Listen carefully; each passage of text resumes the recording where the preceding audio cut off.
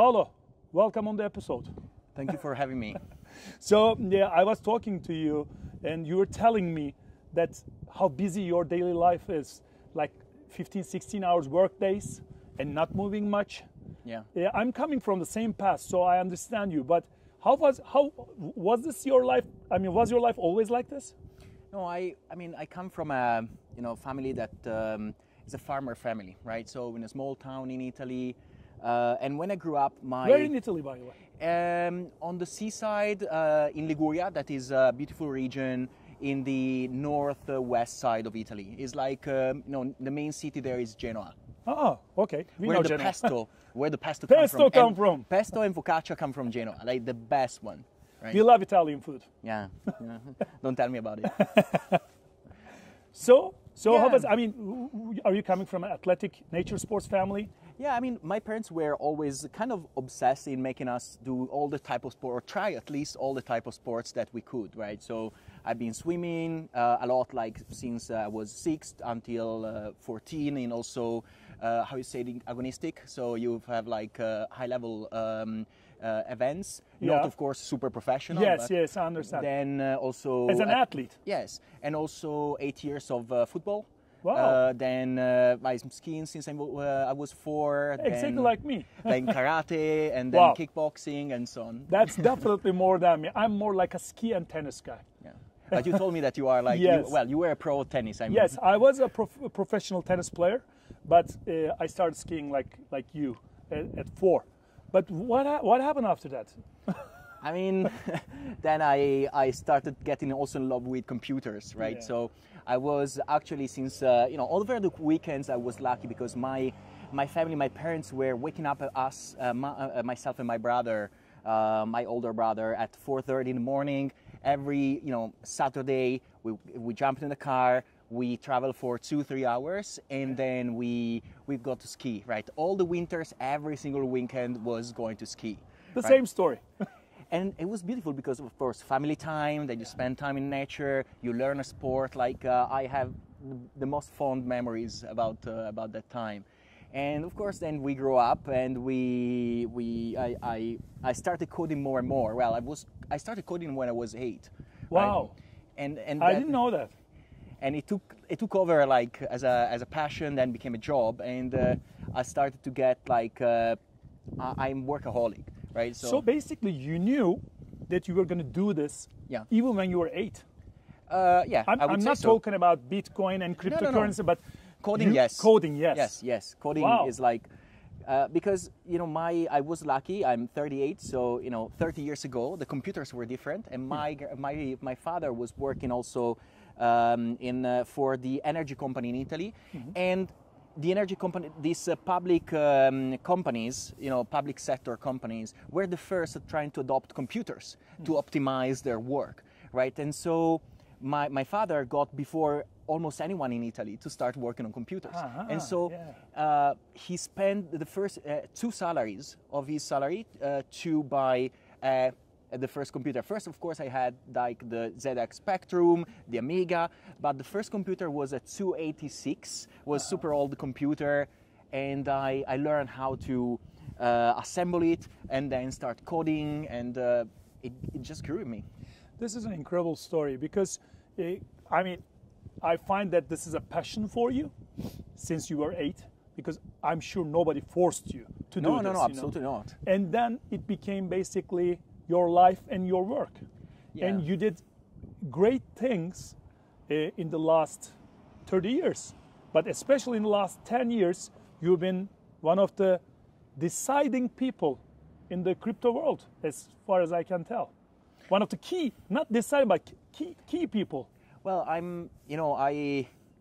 I treat this as I'm always excited about my job, and the reason I consider myself in at least in part of the way, that maybe I'm going to sound a little bit obnoxious, but the way I see myself is also a bit activist, right? So I'm really keen in creating innovation that first of all lasts for many years, and also can be used by everyone, rather than trying to create innovation that actually serve the elites. Because if you the elite, yeah, that is what technology has been for the last 30 years, and I think that the Bitcoin industry created a shift from that, right? So it's something that everyone can own. Yeah. Everyone can be their own bank. It's like such a big innovation. To me, is one of the biggest innovation in the last 100 years. Wow. Probably the biggest innovation in the entire financial industry from the 1400s.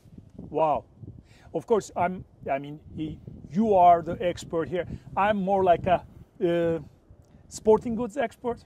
You are the expert in this field. So it is really exciting for me to hear all that.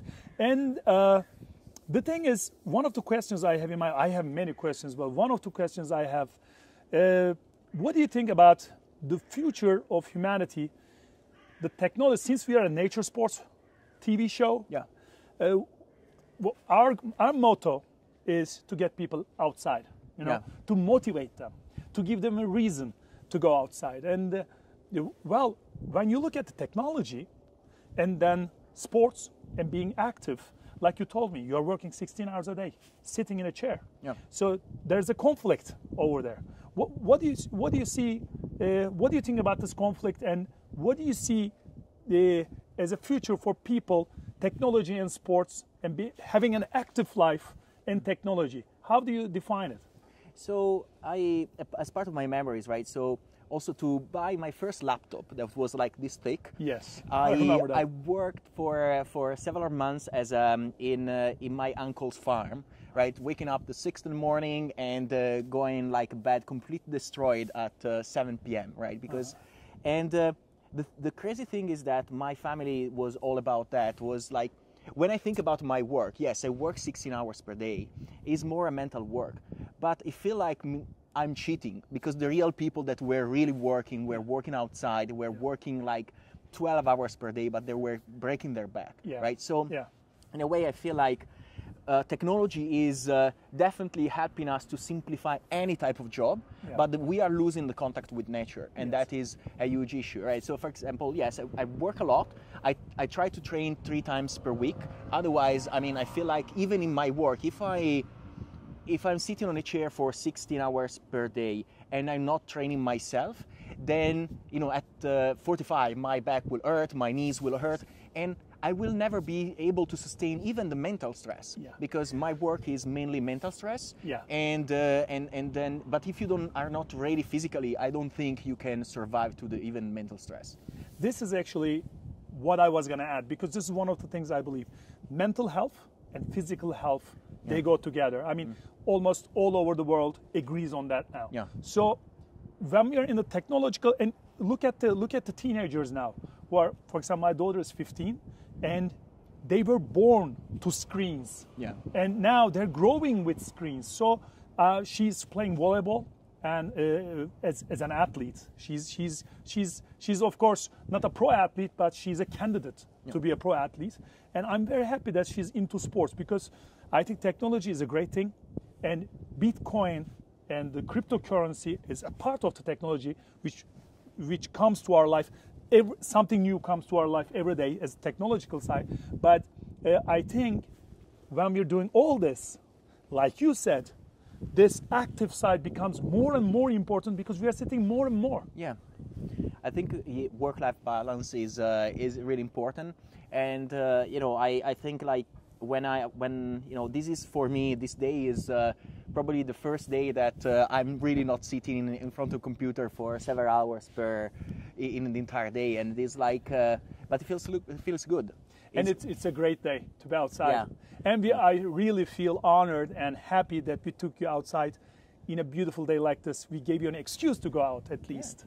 It's I think over the weekends, I tend to try to be a bit more active, but also happens that, for many months, that I also work over the weekends, Sunday, Saturday, 16 hours. And really, it's the question that sometimes I think we have to ask ourselves is, if I dedicate 1 hour, right, to go outside or to train, will really affect my productivity? And the reality is, my answer was no, because until like 5 years ago, I wasn't basically doing nothing, right? So I spent almost all my life doing sport, stopped for 5 years doing everything. And then I thought more about it, right? And I thought, but really, will 1 hour per day or per 3 hours per week will affect my working life? No, right? It was an excuse that I was trying to give to myself to not work out.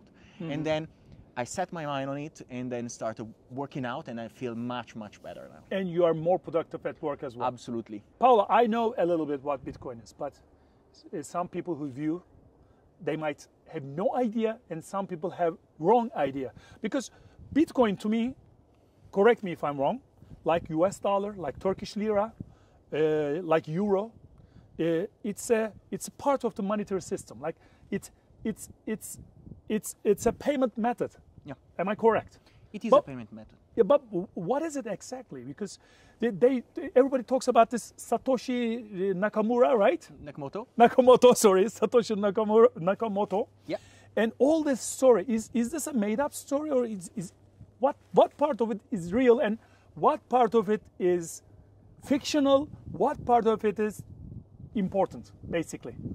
So I think that you are touching a really important thing, right? Because first of all, Bitcoin is the first cryptocurrency ever created in the world. Now, there are two ways to look at the cryptocurrency or look at Bitcoin.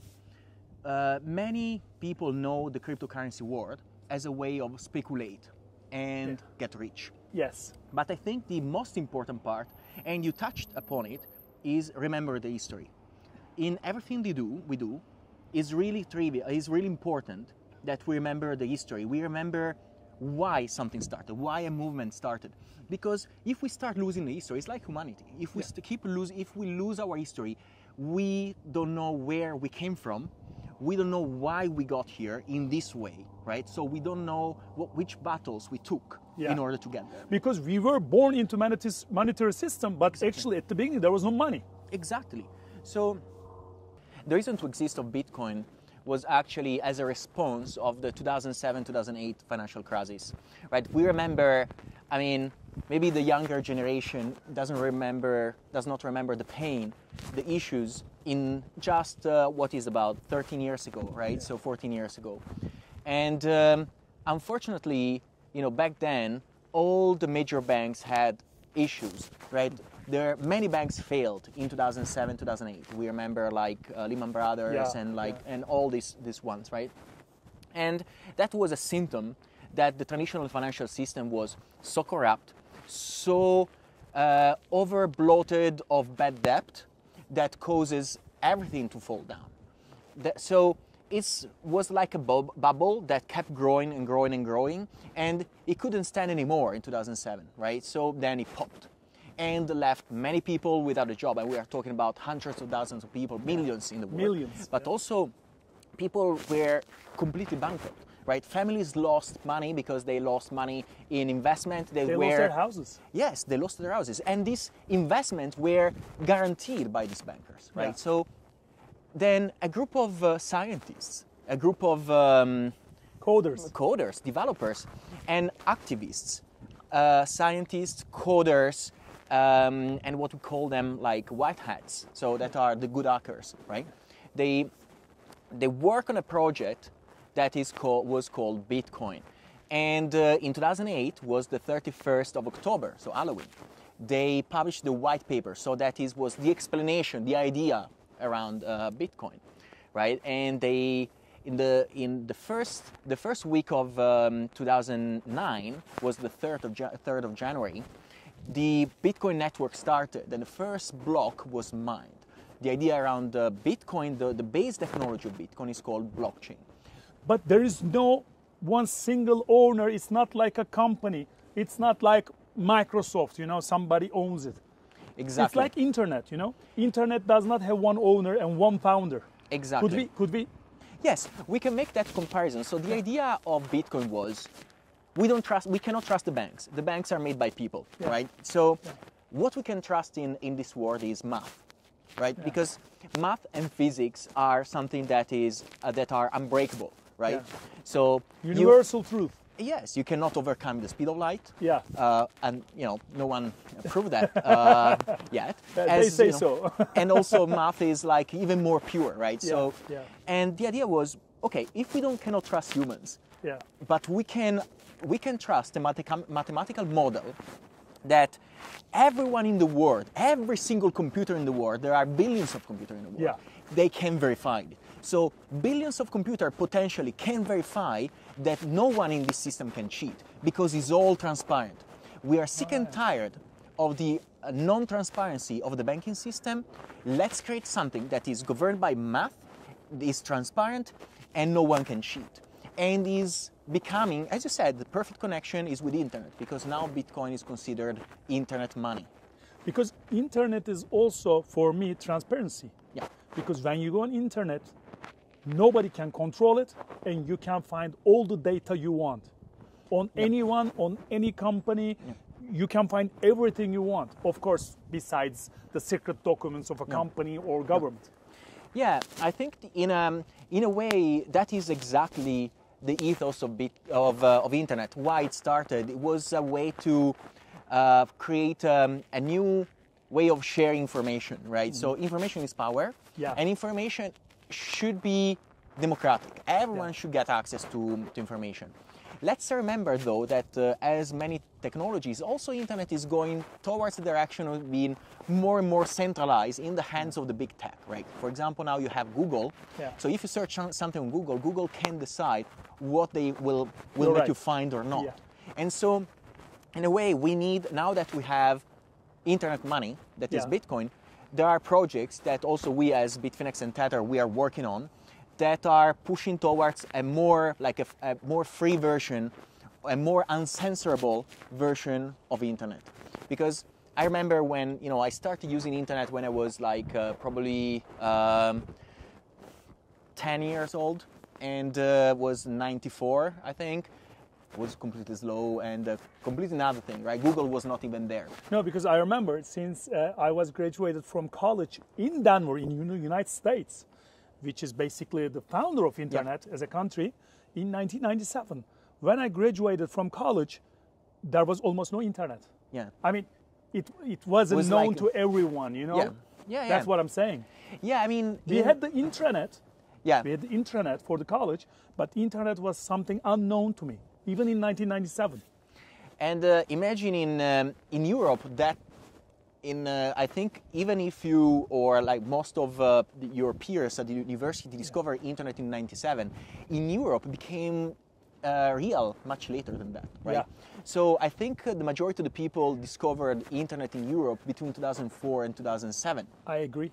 And actually, it's so close. Yeah. It's, I mean, if you think about the exponential growth of technology in the last 30 years. I mean, if we think about that, now we cannot live without our phone. Yeah. But, the iPhone was born in 2007. Yes. Right? So it's not, and it's like just 1 year before Bitcoin, right? So two insane, beautiful, huge innovation came out basically 1 year apart. Yes, smartphone and Bitcoin.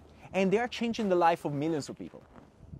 I hope all this technology gives us more time to do more outdoor sports, because I'm coming from selling sporting goods, This is the shoe, you give me the money. It's a very simple life. And I did it for almost 30 years, from my college education, then to the point where I started doing this documentary, the adventure lover, the adventurous. And I hope that more people get more sports, on more outdoors in their life, and I hope technology will help them. But before we go to another subject, I'm going to ask you, why Lugano? Because this was interesting. Yes, it's a beautiful places, outdoors and outdoor sports, mountains between Italy and Switzerland.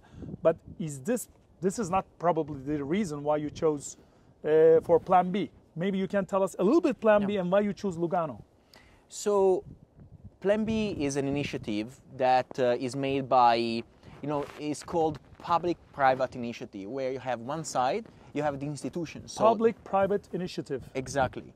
And the B stands for Bitcoin, right? Yeah. Plan B. Yeah, but basically public-private means we as a private group of companies, Bitfinex and Tether, work with the town hall, with the mayor, with the administration, to build an ecosystem, a vibrant ecosystem where the young kids can approach such an important technology like blockchain and Bitcoin in the right way. As I said before, it's not about speculation, right? It's not about making money rich quick in a very short time. Exactly. It's about understanding that is the only thing that if the world goes bad, and we are going to see soon maybe an increasing amount of issues in terms of geopolitical issues. Right now we are really seeing like a war and so on. But historically, still thinking about the history of humanity, in the last hundreds of years, 200-300 of years, the entire Europe and the world in general has been completely destroyed by wars. So this can escalate quickly, and we need something that we can control, right? And this movement needs... You mean we can control? What do you mean as we? As humanity.